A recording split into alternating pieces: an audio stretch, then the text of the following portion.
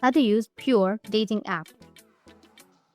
So if you want to use Pure Dating app, then what you need to do is first download the Pure app from the App Store or Google Play. You can sign up using your Apple, Google, or Hawaii account. Once you're in, pick your gender and what you're looking for.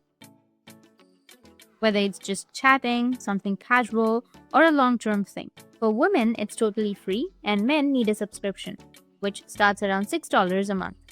Now set up your profile. You don't even need to use your real name, but it's a good idea to add a bio and a few photos. You can also include your turn on and what kind of connections you're into. It's honest, open, and pretty refreshing to find people.